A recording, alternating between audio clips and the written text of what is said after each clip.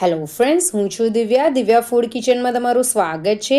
આજે હું તમારી સાથે શેર કરીશ ઇન્સ્ટન્ટ મગની દાળના ઢોકળાની રેસિપી, જેમાં ખૂબ જ પ્રમાણમાં પ્રોટીન અને ફાઇબર હોય છે, ખૂબ જ હેલ્ધી છે અને તેની સાથે ખવાતી લસણની ચટણીની રેસિપી જો મળી જાય તો ખાવાની ખૂબ જ મજા પડી જાય।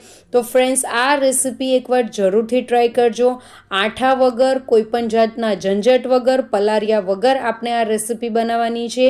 તો ફ્રેન્ડ્સ, રેસિપી સ્ટાર્ટ કરતાં પહેલાં એકવાર ચેનલ પર નવા હોય તો ચેનલને જરૂરથી સબસ્ક્રાઈબ કરજો। તો અહીંયા મેં 1 કપ મગની દાળ લઈ લીધી છે, પીળી મગની દાળ લીધી છે। તેની સાથે 1/4 કપ જેટલા પૌવા લઈ લીધા છે। હવે આ બંનેને આપણે 2 થી 3 વખત ધોઈ નાખવાનું છે। જ્યાર સુધી પાણી ક્લીન નહીં થઈ જાય ત્યાર સુધી આપણે તેને બરાબર વોશ કરી નાખવાનું છે, તેની બધી જ ગંદકી કાઢી નાખવાની છે। તો અહીંયા મેં મગની દાળ અને પૌવા બંનેને બરાબર વોશ કરી દીધા છે। આ પાણીને હવે કાઢી નાખવાનું છે। બરાબર વોશ થઈ જાય એટલે તેની અંદર 1 કપ જેટલી સૂજી, જે ઝીણી સૂજી આવે છે તે એડ કરી છે। તમે મોટી સૂજી પણ એડ કરી શકો છો। 1 ચમચી મીઠું, અડધી ચમચી હળદર અને તેની સાથે 2 કપ જેટલી છાશ એડ કરી છે। જો તમારે દહીં એડ કરવું હોય તો 1 કપ દહીંની સાથે 1 કપ પાણી એડ કરીને પણ તમે એડ કરી શકો છો। હવે અહીંયા બધું જ બરાબર મિક્સ કરી દેવાનું છે।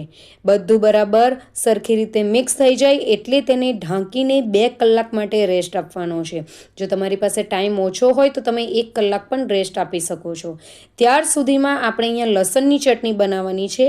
તો મિક્સર જારની અંદર 25 થી 30 કલી જેટલી લસણની કળીઓ એડ કરી છે, અડધી ચમચી તીખું લાલ મરચું, 1 ચમચી કાશ્મીરી લાલ મરચું, અડધી ચમચી જીરું એડ કર્યું છે, 1/4 ચમચી જેટલી હિંગ એડ કરી છે, 1 ચમચી મીઠું એડ કર્યું છે। તેની અંદર 1/4 કપ જેટલું પાણી એડ કરવાનું છે અને બધાને બરાબર ગ્રાઇન્ડ કરીને તેની ફાઇન પેસ્ટ બનાવી દેવાની છે। આ રીતની ફાઇન પેસ્ટ બનાવીને રેડી કરવાની છે। કાશ્મીરી લાલ મરચું નાખ્યું હોવાથી તેનો કલર ખૂબ જ સારો એવો તમને દેખાઈ રહ્યો છે। હવે પેણીની અંદર 3 થી 4 ચમચી જેટલું તેલ એડ કરવાનું છે। તેની અંદર આપણે જે ચટણી હમણાં ગ્રાઇન્ડ કરી હતી તે એડ કરી દેવાની છે। લસણની ચટણીની અંદર તેલનો ભાગ વધારે આવે છે એટલે મેં તેલ વધારે એડ કર્યું છે। તમે તમારી રીતે ઓછું તેલ પણ એડ કરી શકો છો। હવે આપણે તેને બરાબર કૂક કરવાની છે, ઢાંકીને કૂક કરવાનું છે। અહીંયા આપણે જ્યાર સુધી તેલ છૂટું નહીં પડી જાય ત્યાર સુધી આપણે લસણની ચટણીને કૂક કરવાનું છે। તો ઢક્કન ખોલ્યા પછી તમે જોઈ શકો છો કે આજુબાજુથી તેલ પણ છૂટું પડવા માંડ્યું છે અને તેનો કલર પણ પહેલાં કરતાં ઘણો ડાર્ક થઈ ગયો છે।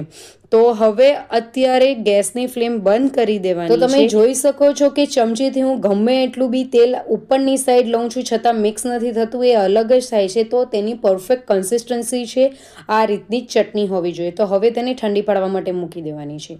આ બાજુ 2 કલાક પછી તમે જોઈ શકો છો કે આપણે જે મગની દાળ, પૌવા અને રવો કા સૂજી તમે જે પણ એડ કર્યું હોય એ બધું એકદમ પરફેક્ટલી સેટ થઈ ગયું છે અને પહેલાં કરતાં ફૂલી પણ ગયું છે। બધી છાશ પણ એની અંદર એડ થઈ ગઈ છે। તો હવે મિક્સર જારની અંદર મગની દાળનું જે મિશ્રણ છે તે એડ કરી દેવાનું છે। મરચાં અને આદું એડ કરવાના છે। 1/4 કપ જેટલું પાણી અથવા તો 1/4 કપ જેટલી છાશ એડ કરી શકો છો અને તેની એકદમ જ ફાઇન પેસ્ટ બનાવી દેવાની છે। આ રીતની ફાઇન પેસ્ટ બનાવીને રેડી કરી દેવાની છે। હાથમાં તમે લો છો ત્યારે તેની અંદર જરીક પણ દાણા નથી આવતા, એકદમ જ સ્મૂથ પેસ્ટ બનાવીને રેડી કરી દેવાની છે। તો હવે તેને બીજા બાઉલમાં કાઢી લેવાની છે।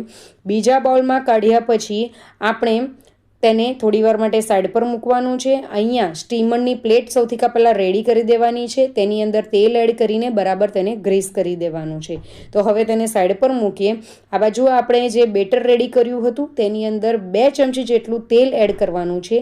તેલ તમે જ્યારે નાખશો ને ફ્રેન્ડ્સ તો તેનો કલર ખૂબ જ સારો આવશે અને ઉપર તે શાઇન કરશે અને એકદમ ખીલેલા આપનું જે ઢોકળા છે એ બનીને રેડી થશે। હવે એની અંદર હું એક જે ઈનોનું પેકેટ પેકેટ આવે છે, રેગ્યુલર પેકેટ મેં એડ કર્યું છે. તમે જે લેમન ઈનો ફ્રૂટ સોલ્ટ આવે છે તે પણ એડ કરી શકો છો. ઉપરથી થોડું પાણી એડ કરવાનું છે જેથી ઈનો એક્ટિવ થઈ જાય. બધું જ બરાબર મિક્સ કરી દેવાનું છે. જેવો આપણે ઈનો મિક્સ કરશું તેવું આપણું બેટર ફૂલી જશે અને તેની અંદર બબલ્સ આવવા માંડશે. તો હવે આ બેટરને આપણે રાખવાનું નથી. ફટાફટ આપણે સ્ટીમરની જે પ્લેટ રેડી કરી હતી તેની અંદર એડ કરી દેવાનું છે અને ઉપરથી કાશ્મીરી લાલ મરચું એડ કરવાનું છે. તમે મરી પાવડર પણ એડ કરી શકો છો. આ બાજુ સ્ટીમર પણ ગરમ કરવા મૂકી દીધું હતું, તો તેની અંદર આ પ્લેટ મૂકી દેવાની છે અને તેને 15 મિનિટ માટે સ્ટીમ કરવાનું છે.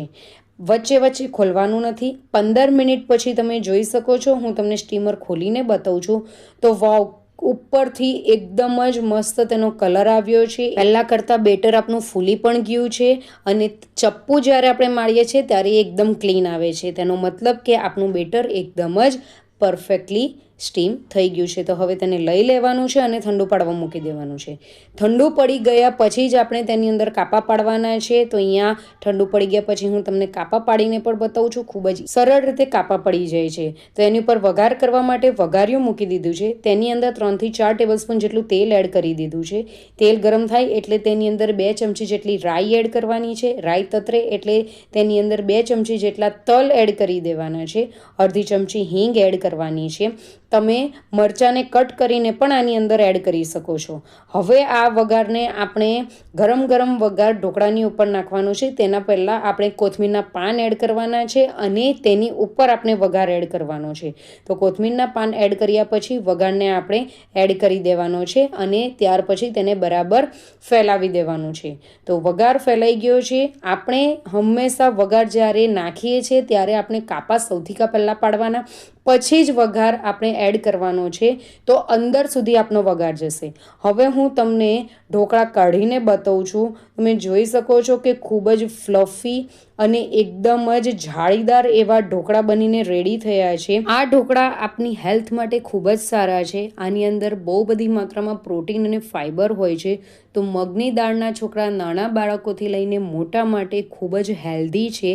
આ ઢોકળું હું તમને બતાવું છું. તમે જોઈ શકો છો કે ખૂબ જ ફ્લફી છે અને એકદમ જ સોફ્ટ એવા આપણા ઢોકળા બનીને રેડી થયા છે. તમે ખાશો ત્યારે ગળાની અંદર એ અટકશે પણ નહીં. અને તેની સાથે જે લસણની ચટણી જે આપણે બનાવી છે તેનાથી તો ઢોકળાનો ટેસ્ટ ઓર વધી જશે. ખાવાની ખૂબ જ મજા પડશે. તો ફ્રેન્ડ્સ, આ રેસિપી એકવાર જરૂરથી ટ્રાય કરજો. જો તમને મારી રેસિપી ગમી હોય તો મારી રેસિપીને લાઇક, શેર અને કમેન્ટ કરજો. અને ચેનલ પર નવા હોય તો ચેનલને જરૂરથી સબસ્ક્રાઈબ કરજો. મળીએ એક નવી રેસિપી સાથે. Bye bye, enjoy.